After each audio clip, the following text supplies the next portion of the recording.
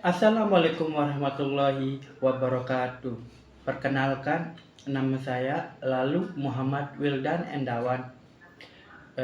NIM C1B021067, Prodi Ilmu Tanah. Pada video kali ini saya akan menjelaskan tentang geomorfologi dan lempom-lempom.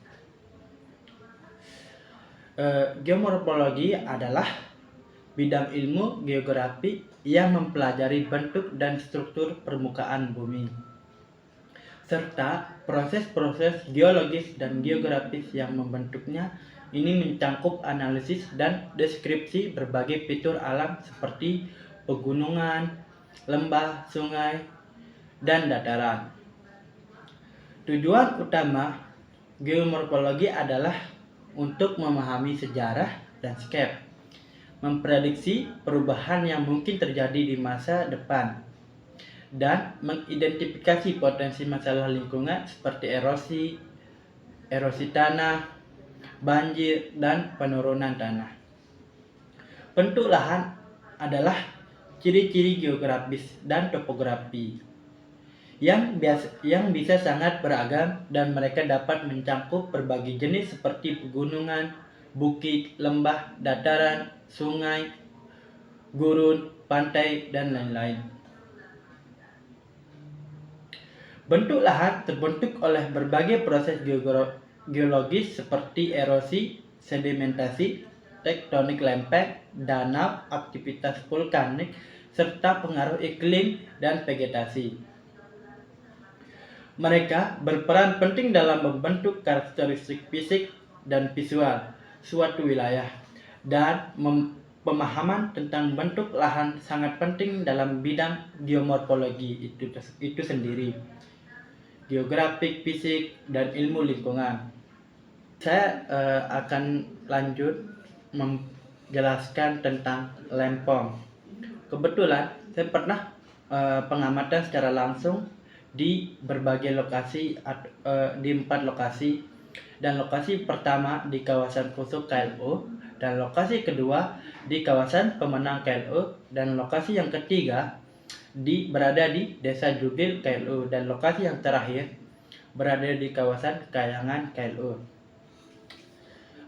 Lokasi yang pertama berada di kawasan Pusuk Kabupaten Lombok Utara, dengan identifikasi lempomnya adalah lempom muda dengan ciri-ciri yang pertama, bentuk kelerengan yang curam sehingga energi potensial untuk berubahnya sangat tinggi.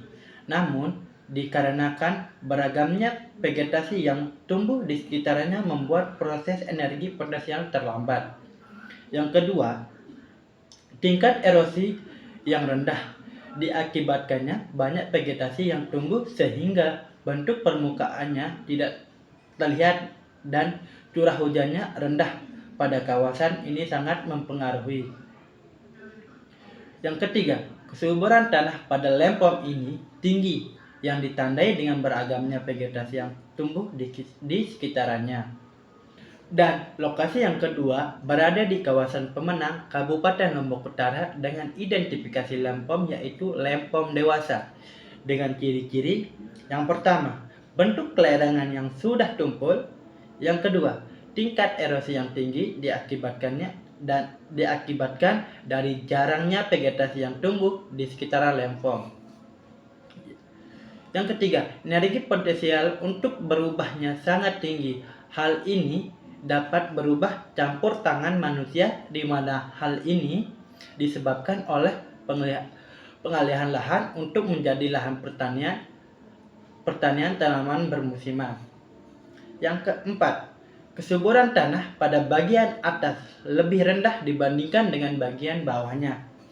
Hal ini dikarenakan tingginya erosivitas yang membawa unsur hara pada bagian atas ke bagian bawah.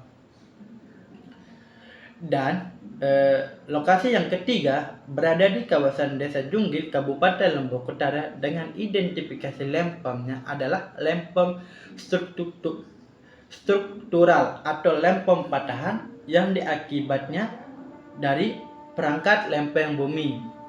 dengan empat ciri-ciri.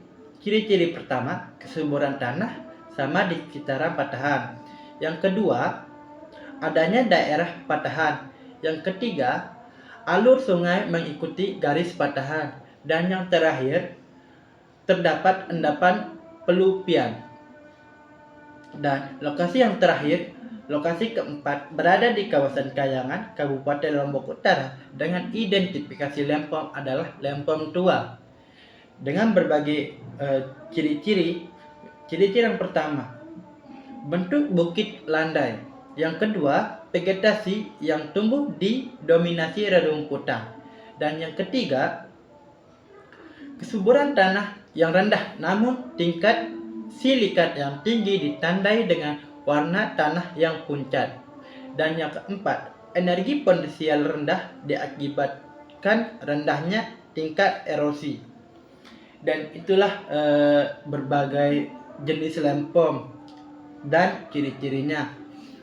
Hanya ini yang saya bisa jelaskan, kurang lebihnya mohon maaf. Assalamualaikum warahmatullahi wabarakatuh.